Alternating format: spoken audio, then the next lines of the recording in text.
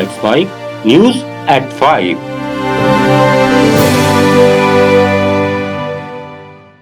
नमस्कार, let's mic में आप सुन रहे हैं न्यूज एट 5। बुलेटिन की शुरुआत हम करेंगे आज की सबसे बड़ी खबर से, फिर जानेंगे देश दुनिया और आपके अपने राज्यों तक की बड़ी अपडेट्स। जम्मू कश्मीर के कुलगाम में सुरक्षा बलों के ऑपरेशन अखल के तीसरे दिन 3 और आतंकियों को मार गिराया गया है। इसके साथ ही इस अभियान में अब तक कुल 6 आतंकवादी मारे जा चुके हैं। दक्षिण कश्मीर के कुलगाम जिले के अखल वन क्षेत्र में आतंकवादियों और जम्मू कश्मीर पुलिस, सेना और सीआरपीएफ की टीम के बीच मुठभेड़ अभी भी जारी है। इस दौरान एक सैनिक भी घायल हुआ है। अधिकारियों के अनुसार ये आतंकवादी प्रतिबंधित संगठन लश्कर ए तैयबा से जुड़े द रेजिस्टेंस फ्रंट के थे। टीआरएफ ने ही पहलगाम आतंकी हमले की जिम्मेदारी ली थी, जिसमें 26 नागरिकों की मौत हो गई थी। उत्तर प्रदेश के गोंडा जिले में एक बोलेरो अनियंत्रित होकर नहर में गिर गई। हादसे में 11 लोगों की मौत हो गई, जबकि एक लापता है। 3 लोगों को बचा लिया गया है। मरने वालों में 9 लोग एक ही परिवार के बताए जा रहे हैं। बोलेरो सवार सभी लोग पृथ्वीनाथ मंदिर जलाभिषेक के लिए जा रहे थे। ये लोग मोतीगंज थाना क्षेत्र के सीहा गांव के रहने वाले थे। गाड़ी में 15 लोग सवार थे। प्रधानमंत्री मोदी ने दुर्घटना पर शोक जताते हुए मरने वालों के परिजनों को 2-2 लाख और घायलों को 50-50 हजार रुपए देने का ऐलान किया है। उधर मुख्यमंत्री योगी आदित्यनाथ ने शोक संतप्त परिवारों के प्रति संवेदना व्यक्त करते हुए मृतकों के परिजनों को 5-5 लाख रुपए देने की घोषणा की है। इस हादसे पर गोंडा के पुलिस अधीक्षक विनीत जायसवाल ने कहा, जो स्थानीय ग्रामीण हैं एवं पुलिस द्वारा रेस्क्यू अभियान चलाया गया, जिसमें से 4 लोगों को ड्राइवर समेत, इसमें 2 बालक और एक और बालिका है, 4 लोगों को जीवित सुरक्षित बचा लिया गया तथा 11 शव पुलिस द्वारा जो है निकाले गए हैं, जिनकी मृत्यु हो चुकी है। और इन चारों जो इसमें से सुरक्षित निकाले गए हैं उनको प्राथमिक उपचार हेतु सीएचसी इटिया थोक भिजवाया गया है। और जो 11 लोगों की मृत्यु हो चुकी है उनके शव के पंचायतनामा की कार्रवाई कर पोस्टमार्टम हेतु जिला अस्पताल भिजवाया गया है। घटना का तत्काल संज्ञान लेते हुए मुख्यमंत्री कार्यालय से तत्काल सभी उच्चाधिकारियों को, प्रशासनिक अधिकारियों को मौके पर पहुंचकर राहत एवं बचाव कार्य हेतु निर्देशित किया गया। इंडिया गठबंधन के नेताओं की बैठक 7 अगस्त को दिल्ली में बुलाई गई है। इस बैठक में गठबंधन के ज्यादातर प्रमुख चेहरे शामिल होंगे। इसके लिए राहुल गांधी ने सहयोगी दलों के नेताओं को न्योता दिया है। इस बैठक में वोटर लिस्ट के विशेष सघन पुनरीक्षण, उपराष्ट्रपति चुनाव सहित कई मुद्दों पर रणनीति बनाई जाएगी। शिवसेना यूबीटी सांसद प्रियंका चतुर्वेदी ने इंडिया ब्लॉक नेताओं की बैठक पर कहा कि हमने एक ऐसी सरकार देखी है जो खुद को जवाबदेह ठहराने के लिए बिल्कुल तैयार नहीं है। गुजरात में 2016 में रद्द किए गए 500 और 1000 रुपए के लाखों नोटों के साथ 5 लोगों को गिरफ्तार किया गया है। वडोदरा स्थानीय अपराध शाखा की टीम ने 78 लाख रुपए से अधिक मूल्य के रद्द नोटों के साथ 5 आरोपियों को गिरफ्तार किया। ये कार्रवाई वडोदरा शहर के वाघोडिया रोड इलाके में की गई। मुख्य आरोपी अशोक कांटावाला के पास सबसे अधिक रद्द नोट मिले। आरोपी इन नोटों को 12% के दाम पर बेचने की कोशिश कर रहे थे। तमिलनाडु के मुख्यमंत्री और डीएमके अध्यक्ष एम.के. स्टालिन ने चेन्नई में अपने पिता और पूर्व मुख्यमंत्री एम. करुणानिधि की 7वीं पुण्यतिथि पर अन्ना डीएमके पर भाजपा से गठबंधन पर तीखा हमला बोला। उन्होंने कहा कि भाजपा ने तमिलनाडु को धोखा दिया, फिर भी अन्ना डीएमके नेता पलानीस्वामी ने अगले विधानसभा चुनाव के लिए गठबंधन किया और अब वे झूठ फैला रहे हैं।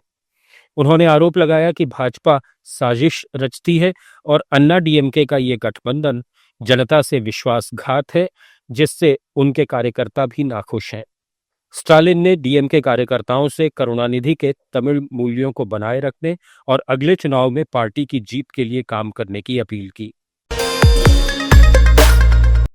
भारत के पूर्व मुख्य न्यायाधीश डीवाई चंद्रचूड़ ने समान नागरिक संहिता यानी यूसीसी की वकालत की और कहा कि संविधान यूसीसी की वांछनीयता को व्यक्त करता है।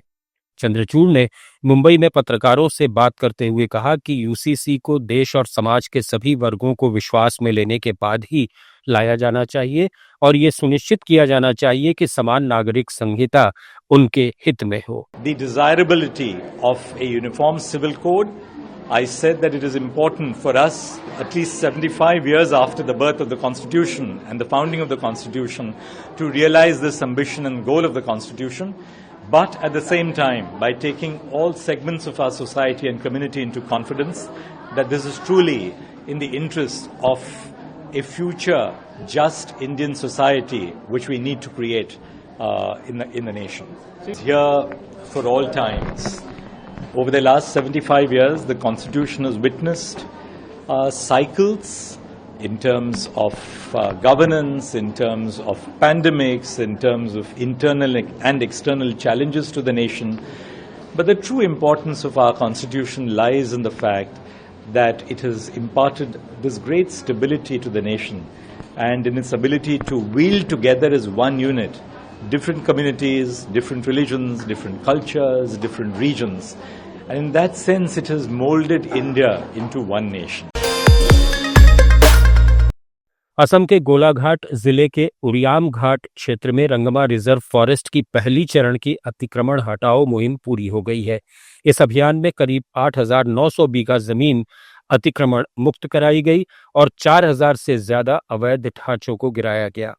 जिन क्षेत्रों में ये कार्रवाई हुई उनमें विद्यापुर, मधुपुर, दोलोनिथपार और कई गांव शामिल हैं। इस दौरान 8 मस्जिद और मदरसों को भी गिराया गया, जिससे लोगों में रोष देखा गया।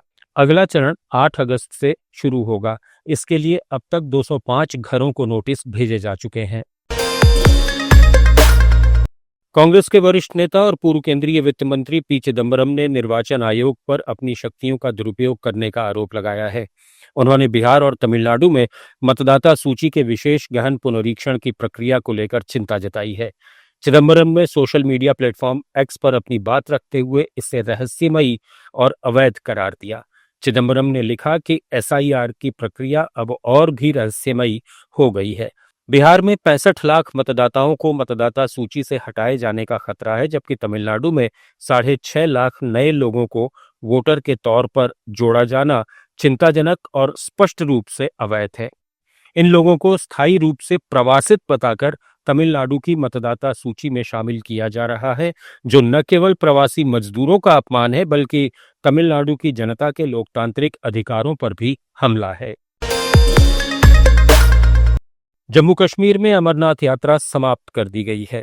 ये यात्रा 9 अगस्त को संपन्न होने वाली थी, लेकिन अब ये यात्रा लगभग 1 सप्ताह पहले ही खत्म कर दी गई है। यात्रा को समय से पहले बंद करने के पीछे खराब मौसम और यात्रा मार्गों की बिगड़ती स्थिति को मुख्य कारण बताया जा रहा है। इस साल 4,14,000 श्रद्धालु बाबा के दरबार में पहुंचे। 3 दिन पहले ही भारी बारिश के कारण यात्रा को अस्थायी रूप से रोक दिया गया था। इसी बीच अधिकारियों ने घोषणा की कि बालटाल और पहलगाम दोनों पारंपरिक मार्गों से यात्रा फिर से शुरू नहीं होगी, क्योंकि मार्ग असुरक्षित हैं और तत्काल मरम्मत की जरूरत है। यूपीआई के माध्यम से जुलाई में लेन देन की संख्या 19 अरब 47 करोड़ के रिकॉर्ड स्तर पर पहुंच गई है। राष्ट्रीय भुगतान निगम के अनुसार ये 25.08 लाख करोड़ रुपए रहा। एक साल पहले इसी महीने में ये 20.64 लाख करोड़ रुपए था, जो सालाना आधार पर 21% की बढ़ोतरी है। यूपीआई पहले से ही UAE, Singapore, Bhutan, Nepal, Sri Lanka, France और मॉरिशस सहित 7 देशों में उपलब्ध है। फ्रांस में इसका प्रवेश मील का पत्थर है, क्योंकि ये यूरोप में यूपीआई का पहला कदम है। इससे वहां यात्रा करने या रहने वाले भारतीयों को विदेशी लेन देन की सामान्य परेशानियों के बिना सहजता से भुगतान करने की सुविधा मिलती है। एशिया क्रिकेट काउंसिल ने घोषणा की है कि 9 सितंबर से शुरू होने वाले एशिया कप के दौरान भारत पाकिस्तान के मैच दुबई में होंगे। एशिया कप यूएई में होगा। भारत और पाकिस्तान 14 सितंबर को दुबई में और एक बार फिर शायद 21 सितंबर को इसी मैदान पर आमने सामने होंगे। 29 सितंबर को होने वाला फाइनल भी दुबई में ही होगा। टूर्नामेंट के 19 मैचों में से 11 दुबई में और 8 अबू धाबी में होंगे। भारत, पाकिस्तान, ओमान और यूएई ग्रुप ए में है, जबकि अफगानिस्तान, श्रीलंका, बांग्लादेश और हांगकांग ग्रुप बी में हैं। दुनिया के तीसरे अरबपति जेफ बेजोस की एरोस्पेस और स्पेस टूरिज्म कंपनी ब्लू अंतरिक्ष की एक और यात्रा कराने वाली है। यह यात्रा करने वाले 6 लोगों में एक भारतीय मूल के अमेरिकी भी शामिल हैं। मूल रूप से आगरा के रहने वाले real estate investor Arvinder RV Singh Bahl भी शामिल हैं। ये उड़ान पश्चिमी टेक्सास से लॉन्च होगी। ये उड़ान ब्लू ओरिजिन के न्यू शेपर्ड कार्यक्रम का हिस्सा है, जो अब तक 70 लोगों को अंतरिक्ष की यात्रा करवा चुका है। हमास ने फिर से कहा है कि जब तक एक संप्रभु फलस्तीनी देश की स्थापना नहीं हो जाती, वो हथियार नहीं डालेगा। गजा में सीज फायर के लिए हुई बातचीत में इजराइल की प्रमुख मांगों में से एक के जवाब में हमास ने ये बात कही है। सशस्त्र फलस्तीनी समूह ने कहा कि वो अमेरिकी राष्ट्रपति डोनाल्ड ट्रंप के मध्य पूर्व दूत स्टीव विनकॉफ की उस टिप्पणी पर जवाब दे रहा है, जिसमें उन्होंने कहा था कि हमास ने अपने हथियार डालने की इच्छा जताई है। संघर्ष खत्म करने और किसी भी समझौते के लिए इजराइल हमास के हथियार डालने की शर्त को प्रमुख शर्तों में से एक मानता है। सीज फायर और बंधकों की रिहाई के लिए इजराइल और हमास के बीच अप्रत्यक्ष तौर पर चल रही बातचीत पिछले हफ्ते रुक गई है। कुछ दिनों पहले अरब देशों ने हमास से हथियार डालने और गजा का नियंत्रण छोड़ने का अनुरोध किया था। अमेरिकी राष्ट्रपति ट्रंप को सत्ता में आए 194 दिन ही हुए हैं, लेकिन उनका ये कार्यकाल उथल पुथल और यू टर्न से भरा नजर आ रहा है। सबसे ज्यादा अस्थिरता टैरिफ नीतियों में दिखी है। अब तक ट्रंप टैरिफ से जुड़े 28 फैसलों पर यू टर्न ले चुके हैं। ट्रंप प्रशासन ने अब तक रिकॉर्ड 178 एग्जीक्यूटिव ऑर्डर साइन किए हैं, यानी हर एक दिन करीब एक नया आदेश दिया है। इनमें से 34 फैसले ऐसे हैं जो खुद ट्रंप ने पलटे हैं। उदाहरण के तौर पर रिसर्च फंडिंग पर रोक के आदेश को महज 3 दिन में ही पलटा गया। गैस और ऊर्जा क्षेत्र में दी गई राहतों को वापस लेने के फैसले पर भी 2 हफ्ते बाद यू टर्न ले लिया गया। अवैध प्रवासियों पर क्रैकडाउन से लेकर टैरिफ और LGBTQ के अधिकारों तक ट्रंप ने अपने आदेशों से कई बार यू टर्न लिया है। ट्रंप के यू टर्न के चलते सबसे ज्यादा भ्रम इंडस्ट्रियल वर्ल्ड में है।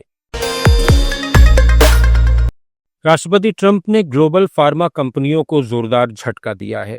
ट्रंप ने सीधे तौर पर 17 दवा कंपनियों के प्रमुखों को पत्र लिखकर 60 दिन का अल्टीमेटम दिया है। दवाओं की कीमतें घटाओ वरना सरकार कार्रवाई करेगी। इस कदम से अमेरिका ही नहीं, ग्लोबल बाजार में दवा उद्योग और शेयर बाजारों में भी हलचल मच गई है। इस पत्र में जिन दिग्गज कंपनियों को निशाने पर लिया गया है, उनमें शामिल हैं Johnson and Johnson, Merck and को, एस्ट्राजेनेका, सानोफी, एली लिली और रीजेनरॉन। इसके साथ ही कई और भी टॉप फार्मा कंपनीज हैं। ट्रंप ने अपने पत्र में कहा कि अमेरिकी नागरिकों को वही दवाएं 3 गुना दाम में मिल रही हैं जो बाकी विकसित देशों में सस्ते में बिकती हैं। ईरान में 2000 से ज्यादा मौलवियों ने खुलकर अमेरिकी राष्ट्रपति ट्रंप की हत्या की मांग की है। इन मौलवियों ने कहा है कि ट्रंप का खून हलाल है, यानी कोई भी उन्हें खत्म कर दे तो गुनाह नहीं है। जनरल कासिम सुलेमानी की हत्या का बदला लेना हर मुसलमान का फर्ज है।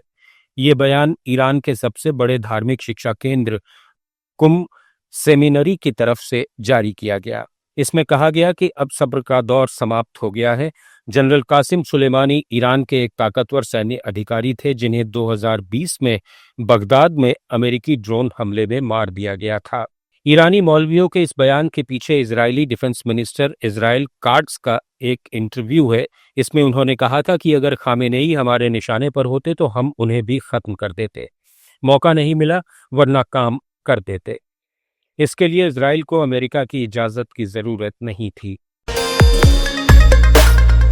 कैलिफोर्निया में रहने वाले भारतीय अमेरिकी व्यवसायी और खालिस्तानी विचारों के विरोधी सुखी चहल की संदिग्ध परिस्थितियों में मौत हो गई है।